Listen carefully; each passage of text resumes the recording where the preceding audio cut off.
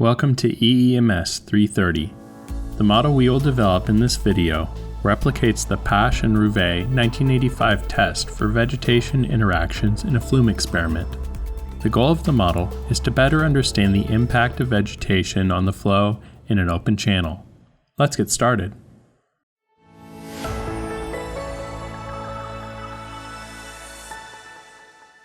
The data files used for generating the model and calibration data are derived from the journal paper mentioned above.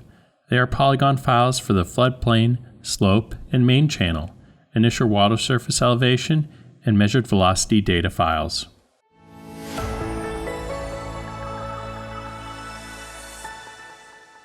To generate a new model, go to the Model menu and select New Model. The Cartesian Grid Generator form will appear. Select the radial button for Generate Uniform Grid options. In the Uniform Grid option frame, enter values for the lower left and upper right corner in the X and Y directions. These two corner points will limit the grid domain. Next, enter the width and length of each cell.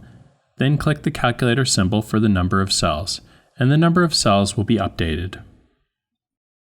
After the grid has been generated, the user should save the model grid by clicking the Save button from the toolbar. The Save Directory Write Operation form will be displayed.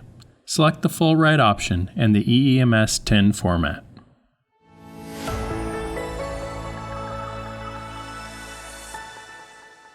In this example, we will demonstrate how bathymetry can be assigned in the 2DH view because the domain has 3 different zones. First, activate the Editing button for the bottom elevation layer in the Layer Control. Go to the Selection Tool options for the 2DH view window and select Inside Polygons in File. Then, click the Grid Cell tool and select Set IJ Slopes. From the Assign Slope form, select the Selected Cells radio button under the target cell frame. Then, type in the parameter values for Start Value, I-Slope, and J-Slope. Take similar steps to assign the bed slope for the slope area and the main channel area.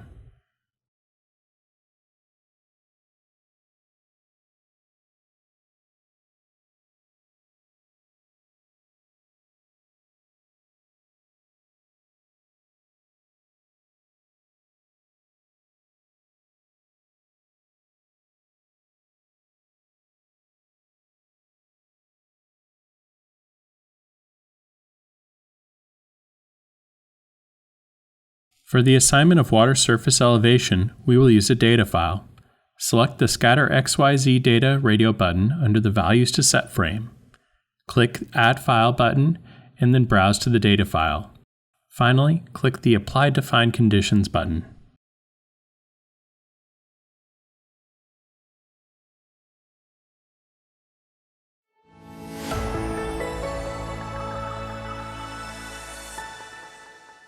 In this step, we will import inflow and outflow data to the model and assign it to the upstream and downstream cells. To do this, go to the External Forcing Data tree in the Model Control form. Right-click on Flow and select Add New Data Series from the pop-up menu. From the Data Series editor, the user can create a new flow time series. Click on the Add New button and add a new data time series. Then enter the values for time and layer columns for inflow and outflow respectively.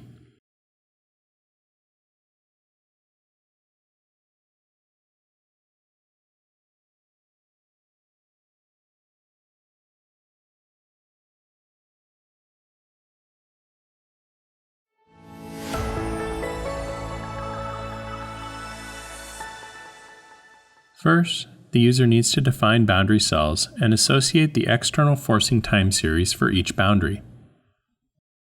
Open the 2DH view and turn on the Boundaries layer in the Layer Control. To add the inflow boundary, select the Line Crossing option from the Selection tool in the toolbar, and then draw a line through the end cells along the left side of the grid.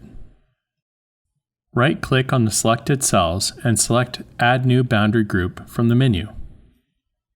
The Add BC Group form will appear. The user should put a name for the boundary and select Flow for the boundary group type. Click OK to create the inflow boundary and bring up the Flow Boundary Condition Editor. Here, the user should click on the Flow Table drop-down menu in the Forcing Assignments frame and select the Inflow series. Then click OK to finish linking the flow series to the boundary condition group and close the form. Next, assign the boundary condition to the outflow grid cell following the same steps used for the inflow.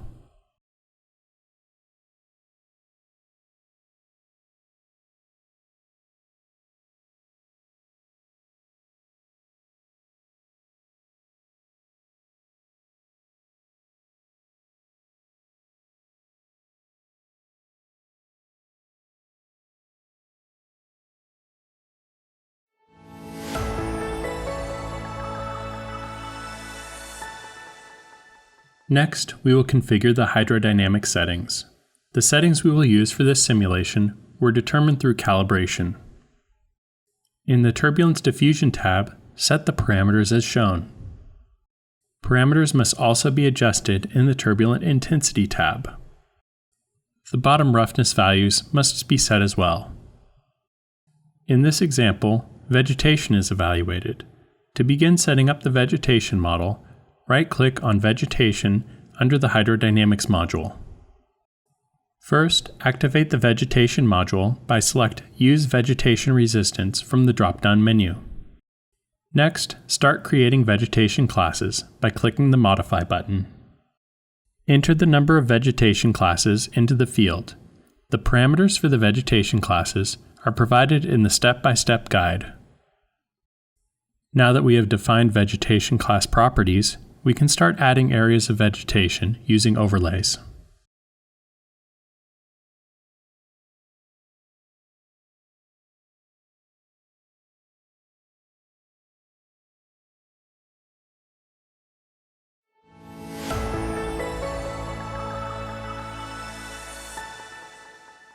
Under the Timing and Linkage tree of the Model Control form, there are 4 tabs. Timing allows the user to set the simulation time of the model. Linkage allows the user to set the frequency and output parameters. Restart option allows the user to set the restart and continuation run mode. The ramp-up options allow the user to modify the timing to full transition physics. In the main frame of the timing options, the user must specify the reference date, the time to start and end the run, along with the time stepping options and duration of the period. The Dynamic Time Step Options subframe allows the user to engage auto-stepping by setting the safety factor to a positive value between 0 and 1. If set to 0, it will result in a fixed time step. It should be noted that EFDC Plus will use multiples of the time step when dynamic time stepping is on. Right-click on Linkages to set the output frequency. Under EFDC Explorer Linkage tab, set the linkage output frequency to 0.25. That means that output will be written every 15 seconds in the simulation.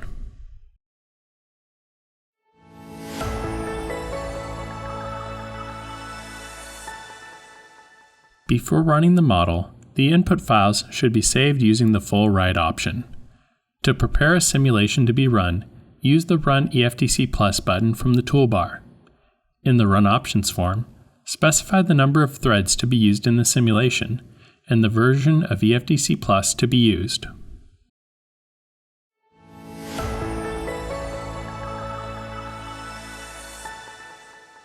Now that the simulation is complete, we can start verifying the model. Before verifying the model, users should update the output by using the Refresh Output button from the toolbar. The model verification process is important to assess whether the parameter estimates can be regarded as reliable. In this example, the user can extract simulation profile velocities from a cross-section and compare them with measured data points. First, we will start by examining a longitudinal profile. In the Profile Definition frame, select the Use iRadio button and enter a value of 403 to extract values from cells with I equal to 403. In the Define Parameters to Plot frame, select Velocity Magnitude, and then click the OK button.